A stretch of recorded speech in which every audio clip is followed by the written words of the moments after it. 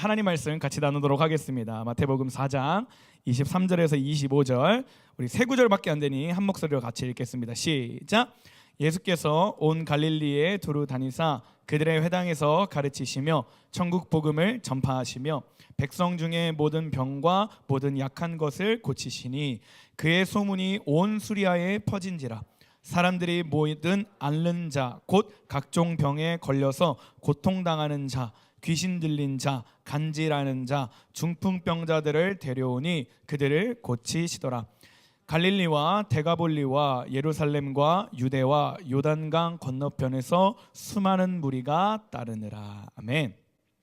사람은 누구나 상처를 받으면서 큽니다. 저 어렸을 때도 제 친구 중에 한 명이 별명이 거북이라는 친구가 있는데, 나중에 유튜브를 볼까 모르겠네요. 그 친구의 부모님이 학원 원장 그리고 부원장님이셔서 집이 굉장히 잘 살았었어요. 근데 그런데도 불구하고 그 친구 안에는 상처가 있었고요.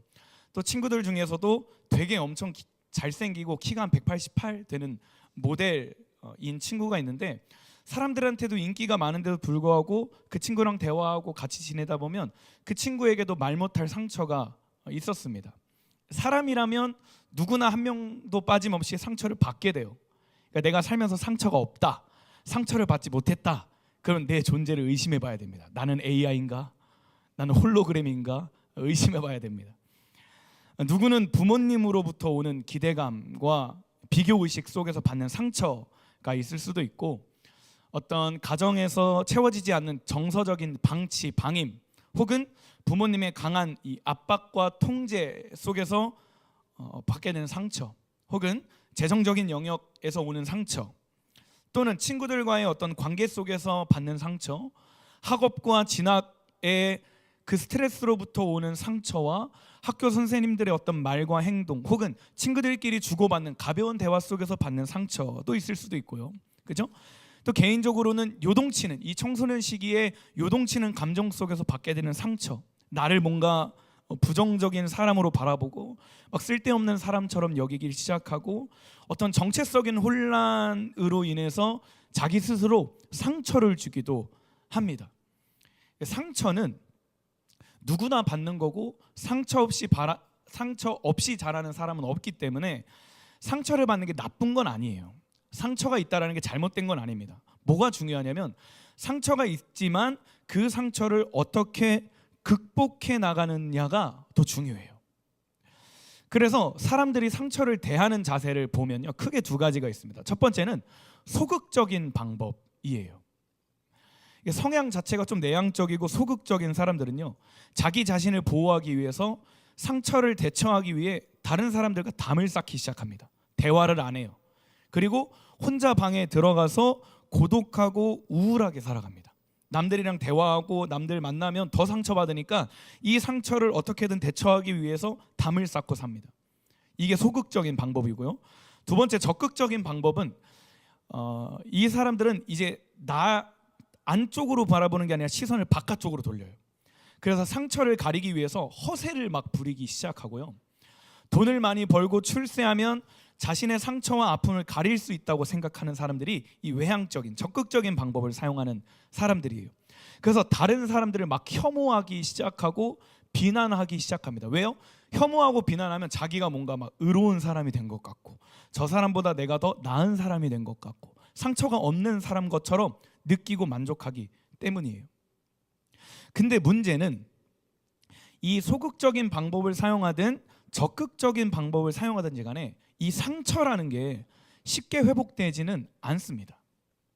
나름대로 어떤 방법을 써서 더 회복되려고 하지만, 너희들도 한 10년, 15년, 17년, 19년 살다 보니 알겠지만 이 상처를 자꾸 인간적인 방법으로 해결하려고 하다 보면 오히려 더 우울함에 빠지게 돼요. 우울증에 빠지게 됩니다. 그리고 내가 받았던 이 상처의 골이 더 깊어지게 돼요. 왜냐하면 앞서 제가 얘기한 이 두 가지 방법은 회복이라기보다는 회피에 더 가깝기 때문이에요. 우리가 큰 상처를 입으면 이 후시딘도 바르고 메디폼 이렇게 막 붙이잖아요. 저도 어제 축구하다가 무릎 까져서 메디폼을 붙이고 잤는데, 근데 그러다가 이제 살짝 상처를 건드린 거나 샤워하다가 이거 때밀다가 이렇게 상처를 팍 하면 껍데기 딱 알지 기범아. 그 상처 딱 해가지고 잘 안 낫잖아요. 그리고 나름대로 열심히 관리한다고 해도 흉이 잘 지듯이 이 회복, 이 상처라는 게 온전히 치유되지 않고 어떤 다른 방법과 임시 방편으로 해결하다 보면 더 골마지고 깊어지고 흉이 지게 되는 거예요. 이걸 회복되지 않은 상태에서 어른이 된다. 이걸 회복되지 않은 상태에서 내 안의 상처가 회복되지 않은 상태에서 성인이 된다, 청년이 된다 라고 한다면 우리는 또 누군가에게 상처를 반드시 주게 되고요, 그 상처로 인해서 관계가 또 틀어지게 되고요, 가정이 깨어지게 되고요, 굉장히 어려운 상황이 반복되게 됩니다. 여기까지만 얘기하면 굉장히 절망적이에요. 그죠? 아무리 인간의 힘을 써도 어떤 방법을 동원해도 상처를 치료할 수 없다라는 얘기를 들으면 너무 절망적이잖아요. 근데 우리 여기 왜 모였어요, 여러분? 누구를 예배하기 위해 모였습니까? 누구 예배하기 위해 모였어요? 누구 예배하러 왔어요? 하나님. 누구 예배하러 왔어요? 하나님 말고 또 예수님. 누구 예배하러 왔어요? 성령님. 하나님, 예수님, 성령님 예배하러 왔습니다. 그리고 우리가 계속 이 마태복음 시리즈를 통해 선포하는 게 뭐예요? 말씀은 반드시 이루어진다. 할렐루야. 다시, 말씀은 반드시 이루어진다. 그래서 오늘 선포되는 말씀을 통해서 여러분이 믿음으로 반응하고 여러분의 상처와 아픔이 본질적으로 회복되는 그런 거룩한 시간이 되기를 주님의 이름으로 소망합니다. 할렐루야. 옆 사람에게 인사합시다. 복음을 누리자. 시작. 자, 복음을 누리자. 아멘. 자, 성경을 보면요, 상처받은 많은 사람들이 등장합니다. 근데 또 한편으로 보면 상처를 받았지만 그 상처를 치유받은 사람도 엄청 많이 등장해요. 보이죠? 나병 환자, 백부장하인, 베드로 장모, 증풍병자, 혈류병 여인, 야이로의 딸, 가나안 여인, 뚜두두두두, 막 수르보니게 여인의 딸, 십자가의 강도, 요셉, 다윗, 엘리야, 요나, 야곱, 한나, 무비보셋, 룰, 에스더, 나아만, 이 30명 제하고도 너무나 많은 사람들이 성경에서 완전하게 치유되었다라고 기록되고 있습니다. 그런데 이들이 어떻게 이런 치유를, 완전한 치유를 받을 수 있었나? 그 원인이 뭔가 하고 봤더니 딱 한 가지의 공통점이 있어요. 바로 하나님의 말씀이었습니다. 아니, 다시 얘기하면 말씀이신 예수 그리스도였어요. 사랑하는 여러분, 예수 그리스도를 믿고 만나면 치유될 줄 믿습니다. 아멘. 복음을 누리기 시작할 때 진정으로 이 치유가 경험되는 줄 믿습니다. 자, 오늘 본문 한 번 더 볼게요. 마태복음 4장 같이 읽겠습니다. 시작. 예수님께서 갈릴리 모든 곳을 다니시며 유대인들의 회당 안에서 가르치시고 하늘나라에 대한 기쁜 소식을 전해주셨습니다. 그리고 사람들의 갖가지 병을 고쳐주셨습니다. 예수님에 대한 소문이 시리아 전역으로 퍼졌습니다. 사람들은 병든 사람을 모두 데리고 예수님께 나왔습니다. 그들은 여러 가지 병으로 고통받고 있었는데 통증에 시달리는 사람, 귀신 들린 사람, 간질병에 걸린 사람, 그리고 중풍에 걸린 사람들이었습니다. 예수님께서 그들을 고쳐주셨습니다. 자, 우리가 마태복음 시리즈를 한번 쭉 돌아보세요. 예수님께서 요한에게 침례를 받으시고 광야에 가셔서 며칠 동안 40일 동안 시험을 받으시고 4장 17절에 보니까 본격적으로 광야에 돌아다니시면서 회개를 선포하세요. 천국이 가까이 왔다라고 말씀하시고, 지난주 우리가 제자들을 부르는 본문을 나눴습니다. 그죠? 그리고 하신 말씀이 오늘 본문이에요. 예수님께서 오늘 본문에서 세 가지를 하시는데, 첫 번째는 말씀을 가르치세요. 두 번째는 천국 복음을 선포하세요. 그리고 세 번째는 병을 치유하세요. 첫 번째가 뭐라고요? 말씀을 가르치신다. 두 번째가 뭐라고요? 천국 복음을 선포하신다. 세 번째가 뭐라고요? 병을 치유하신다. 시은이 잠 좀 깨워줄래? 굿모닝. 어제 고생했으니까. 자, 지금 말씀을 보면요, 예수님께서 병을 치유하셨는데 그 전에 이 병을 치유하는 것을 우리가 하이라이트하고 집중하는 게 아니라 그 전에 첫 번째와 두 번째를 반드시 먼저 봐야 돼요. 자, 예수님이 지금 들어가신 곳이 어디시냐면 회당에 들어갔다라고 기록되어 있어요. 근데 이 회당이 어디냐면 우리식으로 표현하면 학원 아니면 학교 같은 곳이에요. 뭔가를 가르치고 배우고 서로 소통하는 곳. 근데 거기 가셔서 지금 예수님께서 말씀을 가르치시고 천국 복음을 전파하고 있는 거예요. 그리고 그들에게 가셔서 유대인들과 그 회당에 있는 사람들, 여러분들에게 오셔서 천국이 뭔지 알려주시고 천국이 임할 것을 가르치시고 나서 그 천국의 실체를 보여주시기 위해 병과 약한 것들을 고쳐주신 거예요. 자, 천국이 뭡니까? 라고 할 때 뭐 여러 가지 말들이 있죠. 뭐 하나님의 주권과 통치, 정의와 다스림, 공의, 말씀과 영원한 삶, 뭐 이런 어려운 말들로, 이해하기 힘든 말들로 풀어낼 수 있습니다. 하지만 우리한테는 너무 어려우니까 쉽게 얘기할게요. 따라합시다. 천국은 하나님께서 함께 하시는 곳이다. 다시 한번 더. 천국은 하나님께서 함께 하시는 곳이다. 아멘. 자, 천국이 함께 하시는 곳이라면 우리가 죽어서 가는 그 천국은 이제 앞으로 영원히 하나님과 함께 하는 곳이고, 이 땅에서 누리는 천국은 우리가 어디를 가나 무엇을 하나 하나님과 함께하면 예수님이 나와 동행하는 그곳이 어디든 그곳이 천국이 되는 거예요. 자, 그리고 예수님께서 이 천국이 실제로 있고 이 천국이 실제라는 게 믿어지고 그 실체를 보여주시기 위해 지금 어떤 한 사인으로 병을 치료하시는 모습을 볼 수 있는 거예요. 왜 천국엔 병이 없는가? 궁금하지 않아요? 왜 천국엔 병이 없을까? 간단합니다.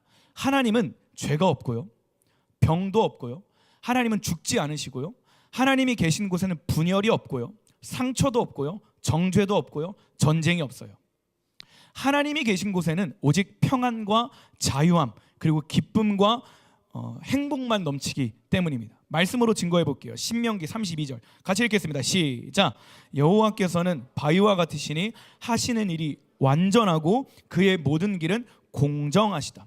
그는 거짓이 없으시고 미쁘신 하나님이시며 공정하시고 올바른 하나님이시다. 디모데전서 6장 말씀입니다. 시작. 오직 그에게만 죽지 아니함이 있고 가까이 가지 못할 빛에 거하시고 어떤 사람도 보지 못하였고 또 볼 수 없는 이신이 그에게 존귀와 영원한 권능을 돌릴지어다. 그리고 이사야에서는 아주 재밌는 말씀이 있어요. 11장 말씀 보겠습니다. 같이 읽을게요. 시작.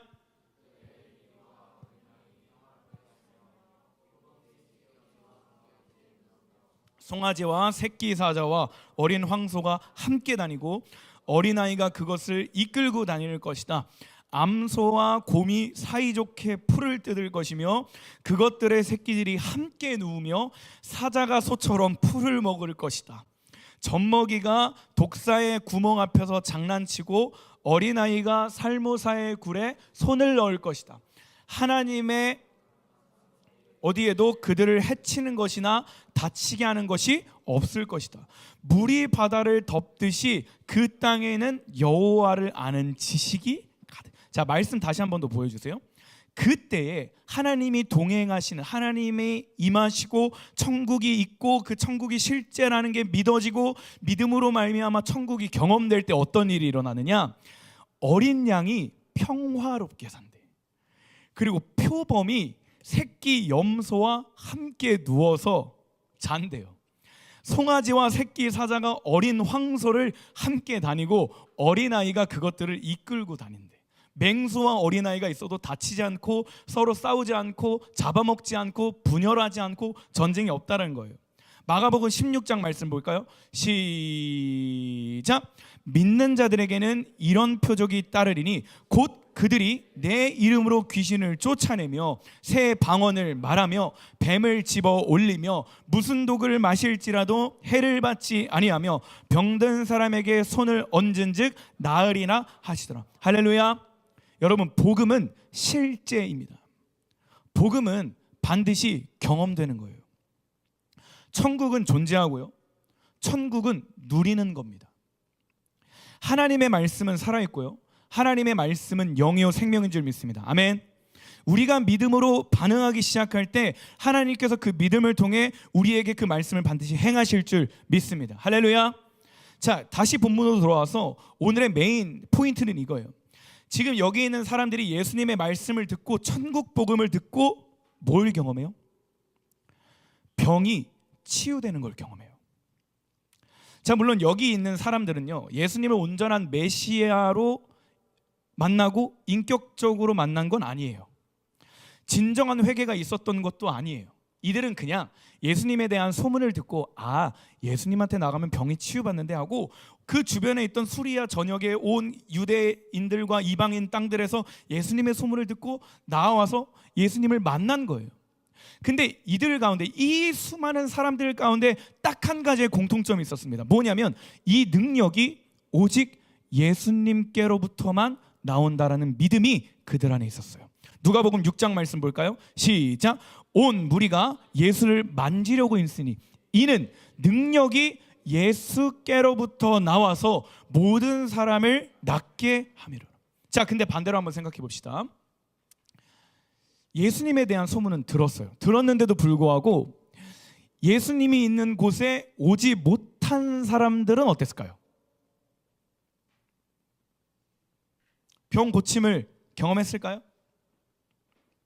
아니요. 예수님에 대한 소문은 들었지만 예수님이 그곳에서 하나님의 말씀을 가르치시고 천국 복음을 선포하는 그 자리에 오지 않은 사람들은 천국 복음에 대한 메시지를 들었을까요? 아니요. 지금 예수님께서 그 유대인들이 회당에서 모여서 하나님의 말씀이 뭐지?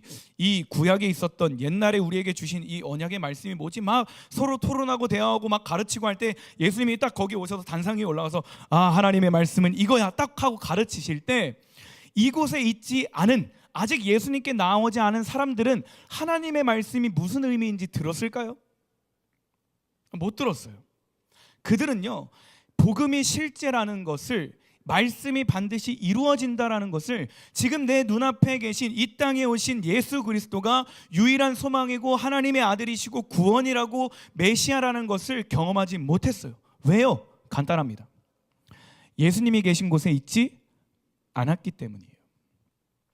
여전히 그들 안에도 아픔과 상처와 질병과 여러 가지 문제가 있었지만 그들은 세상적인 방법으로, 인간적인 방법으로 그 병을 해결하려고 했기 때문에 그 천국이 있고 천국이 실제고 그 천국의 실체로 한 사인으로 병이 없고 자유하고 기쁨과 평안이 넘치다라는 것을 그들이 경험하지 못했다라는 거예요.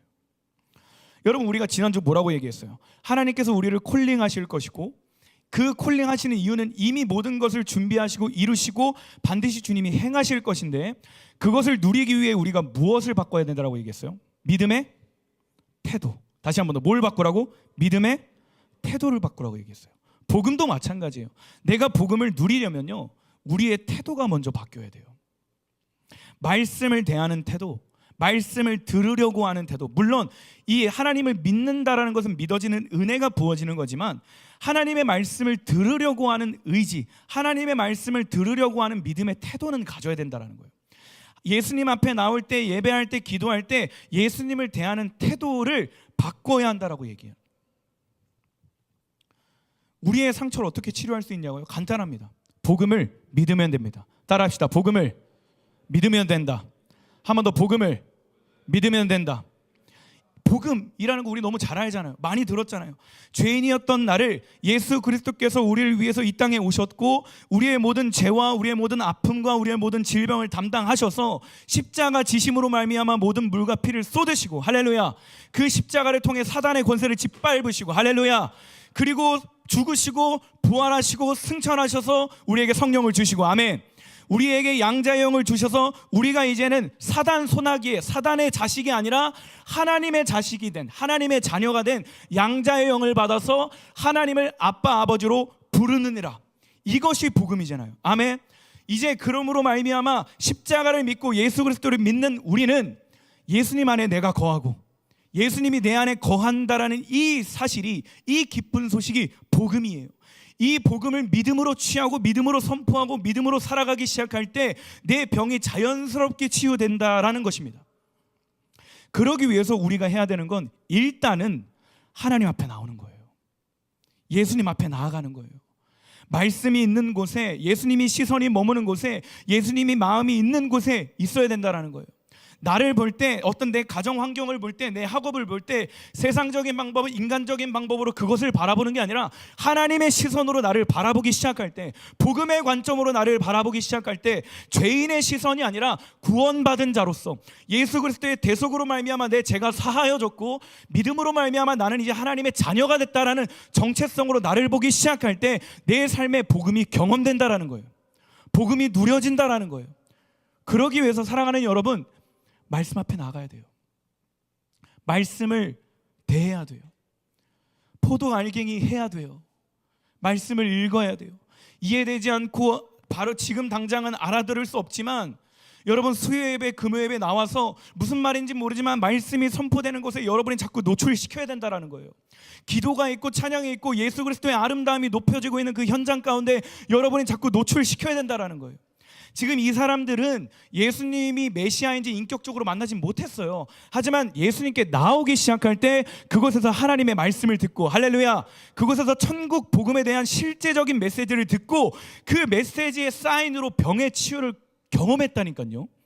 예수님이 복음을 선포하시고, 야, 내가 이 전하는 메시지가 내가 그 복음 자체야라는 거 빡 선포하시고 그 사람들이 거기서 듣고 복음을 받아들이고 복음을 듣자마자 이 사인이 일어나기 시작하는 거예요. 근데 반대로 그 예수님에 대한 소문을 들음에도 불구하고 예수님이 저 갈릴리 지역에 있다라는 걸 알지만 그 예수님 앞에 나아가지 못한 사람들은 하나님의 말씀이 뭔지 몰라요. 천국 복음이 어떤 정의를 갖고 있고 어떤 말씀인지 모른다는 거예요. 그리고 그곳에서 그들이 아픔과 상처를 갖고 있지만 병이 치유되지 않아요. 여러분, 하나님의 말씀이 아니고서는, 예수 그리스도가 아니고서는 우리의 본질적인 상처는 치유되지 않습니다. 아무리 인간적인 방법, 아무리 세상적인 방법, 아무리 소극적인 방법, 아무리 적극적인 방법을 사용하든지 간에 그건 회피일 뿐이에요. 진짜 내 안의 상처, 내 안의 질병, 내 안의 약함과 내 안의 고통과 내 안의 아픔과 내 안의 외로움과 내 안의 모든 슬픔을 해결하기 위해서는 복음을 믿어야 됩니다. 예수님 앞에 나와야 됩니다. 예수 그리스도를 진정으로 주인으로 모셔야 됩니다. 예수 그리스도만이 길이요 진리요 생명이신 줄 주님의 이름으로 선포합니다. 저도요, 정말 많이 제 병을 치유하신 사건을 경험했어요. 여러 번 얘기했지만 제 원래 시력은 양쪽 다 1.5, 1.5였어요. 근데 그 뭐지? 이 지지직 짓는 거 뭐지? 용접 알바를 해서 눈에 화상을 입은 거야. 너네 눈에 화상 안 입어봤지? 아마 평생 경험하지 못할. 이 눈이 이거 뭐라 그러지? 우리 모래에 흙 이렇게 파듯이 눈에 화상을 입으면 누가 내 눈을 이렇게 파는 것 같아. 그리고 눈물이 계속 나. 닦아도 눈물이 계속 나. 그리고 이게 수건을 덮고 있다가 열이 엄청 올라서 열이 딱 식어서 딱 눈을 뜨잖아. 그럼 뿌에서 아무것도 안 보여요. 눈에 화상 입으면. 그러다가 세수하다가 딱 물에 뭐가 하나 이렇게 둥둥둥 떠다니는 게 보여. 뭐냐면 내 안에 이 뭐라 각질이라고 해야 되나? 눈에 이 뭐라 그러지? 표피? 눈의 표피? 눈에 아무튼 뭐라 그래? 미안해요. 눈의 껍데기가 벗겨져서 이게 눈에 둥둥 떠다녀. 이 화상을 입고 나서 시력이 1.5, 1.5였다가 0.4, 0.6으로 갑자기 한 번에 뚝 떨어졌어요. 그런 시력으로 갖고 있다가 이 안경도 그때 맞춘 안경이에요. 근데 제가 이제 기도의 집에 앉아서 예배하는 자리에서 말씀 선포하고 막 기도하고 하나님께 기도하기 시작할 때 악보가 처음엔 안 보였거든요. 0.4, 0.6이니까. 근데 어느 날 기도의 집에 앉아서 예배하는데 악보가 보이는 거야. 이상하다. 그래서 예배 인도하러 딱 섰는데 원래 여기 안 보여요. 제가 여기를 보지만 사실 이게 무슨 글씨인지 안 보였단 말이야. 그 앞에 이 자막인데 안 보여. 그거 보통 외우고 했단 말이죠. 근데 어느 날 이게 보는데 이게 코드가 보여. 이 음표가 보이기 시작하는 거야. 이상하다 하고 이제 안과를 가서 시력을 재니까 1.0, 1.0으로 돌아오는 거예요. 그래서 이 안경은 알이 없어요. 눈이 회복되고 알을 뺐어요. 제가 다리가 다쳐서 수술했는데 통증이 너무 심한 거예요. 진짜 너무 아픈 거예요. 안 다쳐봐서 모르죠? 다쳐보고 싶으면 저한테 오세요. 제가 축구하다가 태클 한번 걸어줄게요. 인대 3개가 끊어지고 정강이뼈가 부러지고 이 고통 여러분 모를 거예요. 경험하지 마세요. 너무 고통스러운데 제가 병원에서 뭘 했냐면 사도행전 3장 말씀 붙들고 안진뱅이가 일어났던 그 말씀 붙들고 선포하기 시작했어요. 주님, 저도 이 안진뱅이가 일어난 것 같이 예수 그리스도의 이름으로 일어나게 해주세요 라고 선포하고 기도할 때 진짜 붕대를 풀자마자 일반인이 절대 경험할 수 없는 치유와 회복을 경험했다니까요. 제가 얘기했잖아요. 대인기피증이 진짜 심했다고. 진짜 여러 번 얘기했어요. 지하철을 타고 가도 버스를 타고 가도 저 사람이 지금 나를 모욕하는 것 같고, 저 사람이 나를 싫어하는 것 같고, 저 사람이 나를 손가락질하는 것 같고, 막 이런 생각이 나를 막 뒤덮고 막 눌리고, 잠을 자더라도 엄마가 얘기를 해도 엄마가 나를 싫어하는 것 같고, 집에 있어도 편안하지 않고, 교회에 와도 편하지 않고, 어딜 가나 힘들어서 대중교통 타는 게 힘들었단 말이에요. 근데 사무엘상 17장 45절 말씀, 너는 칼과 창과 단창으로 내게 나아오거니와 나는 너희가 모욕하는 만군의 여호와의 이름으로 내게 나아가겠다. 이 말씀이 내게 실제로 다가오고, 이 말씀이 믿어지기 시작하고, 하나님이 나를 위해 싸운다라는, 나를 보호하시고 나를 지키신다라는 이 복음의 말씀이 경험되기 시작할 때 하루아침에 대인기피증이 사라졌어요. 여러분, 가정으로부터 오는 상처, 친구나 사회에서 오는, 학교에서 받은 상처 당연히 있습니다. 왜 없겠어요? 앞으로 평생 살면서 그 상처는 또 받을 수 있고 또 받을 수 있습니다. 근데 여러분, 제가 확신하는 게 있어요. 예수님 만나면 치유됩니다. 복음 믿으면 복음의 능력이 여러분 삶 가운데 경험될 줄 믿습니다. 그래서 복음은 누리는 거예요. 내가 뭘 해야지, 어떻게 해야지, 행위적인 게 아니라 존재를 바꾸는 거예요. 나 구원받은 하나님 자녀지. 내가 예수님 안에 있고 예수님이 내 안에 계시지.